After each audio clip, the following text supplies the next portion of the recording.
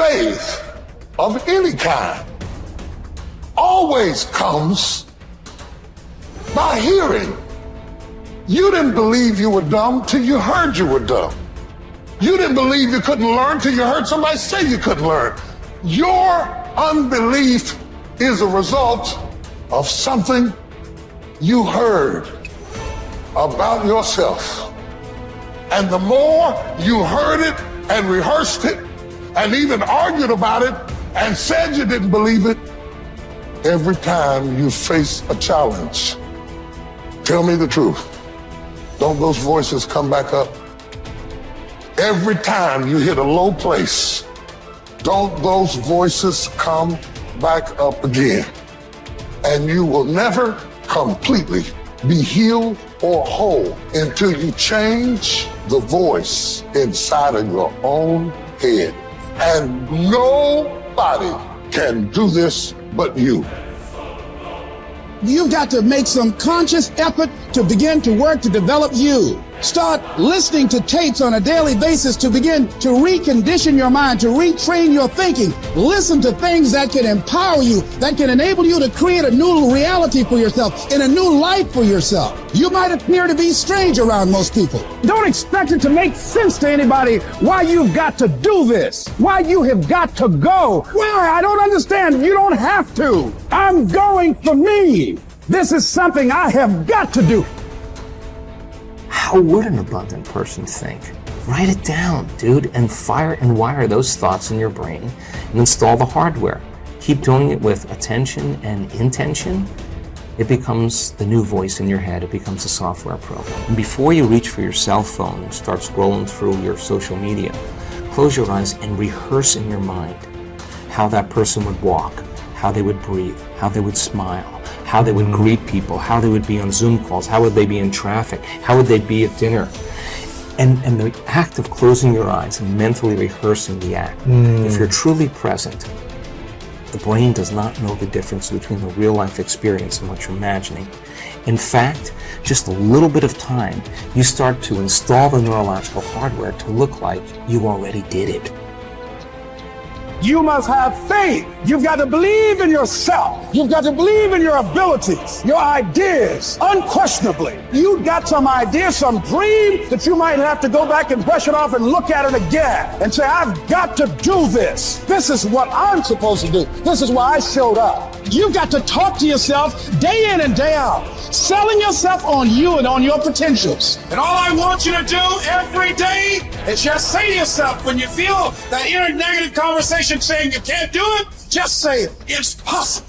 Other people have done it, then we can do it. We fail a lot of times. Well, a lot of other folks fail, and eventually they came back and they succeeded. So it's possible we can have what we want, and it's necessary. We get negative, do-nothing people out of our lives. It's necessary. We never stop learning and growing and developing ourselves. It's necessary that we never give up. Whatever we have to do, it's worth it.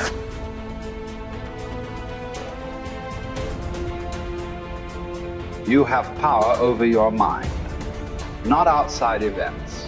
Realize this and you will find strength.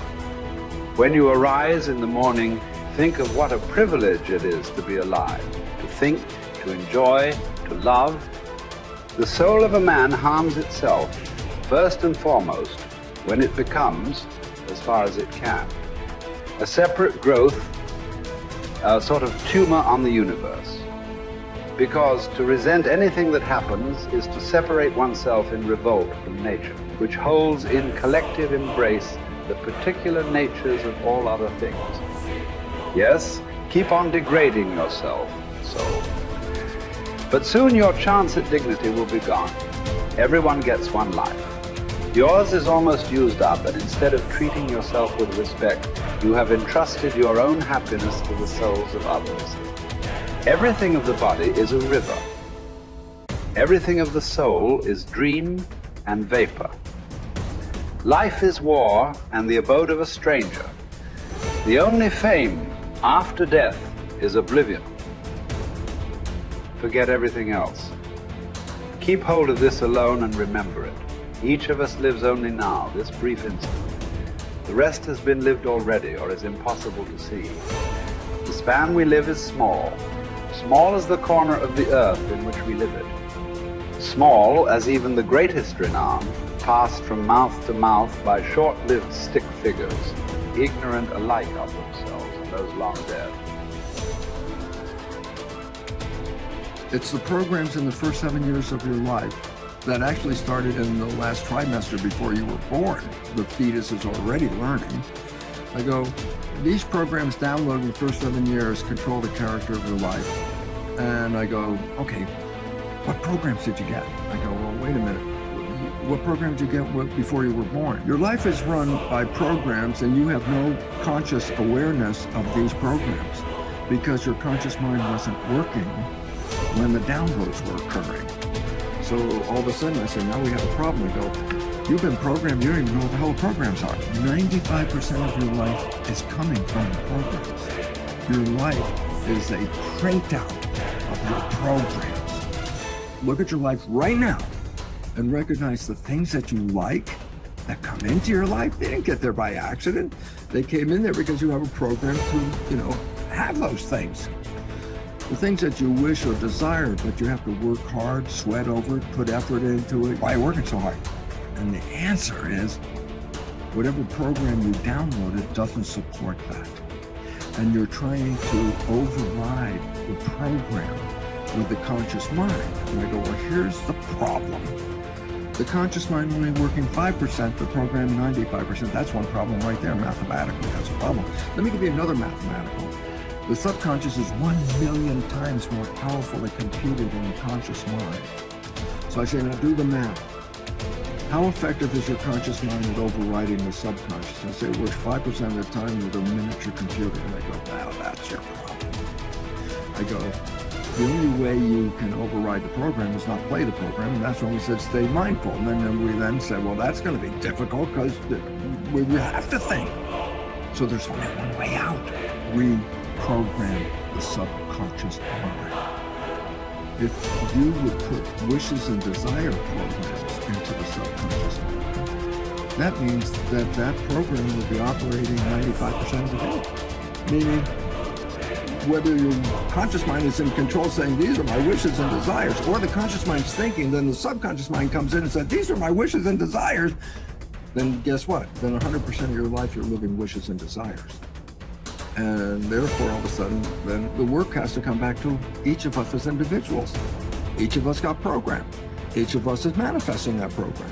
We give up our power in many of the programs.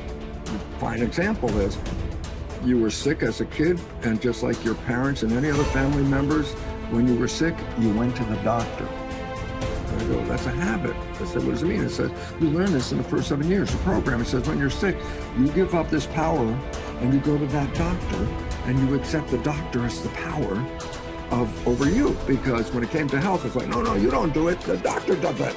That's the program. I say, so what's the point? You have given up power over the control of your life and have given it to the truths, quote unquote, offered by the doctor. I go, significance. I go, the doctor misreads your diagnosis and then tells you, oh, I'm sorry, you only have 3 months left to live. And I go, significance.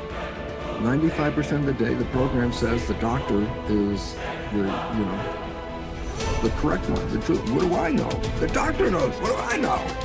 So 95% of the day, then your belief system is going to do what? Take the words of the doctor and manifest them as truth. I go, what's that mean? Well, you're going to die in about 3 months. I go, from what? I go, hey, that was a misdiagnosis. You're still going to die because your belief system will manifest an illness that will terminate. Cancer, for example, is not due to any genes. There's no gene that causes cancer. The genes are correlated with cancer. Well, what causes cancer? I say disharmony and repressed anger is one of the big ones. I go, so then I say the genes didn't cause it? I say no. So I say, then what caused it? I say my consciousness. I say what? Repressed anger, And I go, so what? I say, well, change consciousness, and guess what? You can go into remission. The cancer will go away as soon as you change the consciousness.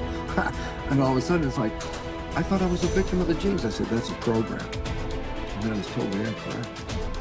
Because as quantum physics says, consciousness is creating our life experiences. And as the new biology, which I'm familiar with, called epigenetics, is how consciousness controls the genetics. And all of a sudden I say, oh, well then biology and quantum physics now share the same story. Yeah, you're creating this. And then the idea is that if you look at the creation and you're not happy with it, don't go out and blame the creation, because you never saw that you were participating in a way invisible to you that led to this expression. If you want to change it, you have to change you, and then the environment will change.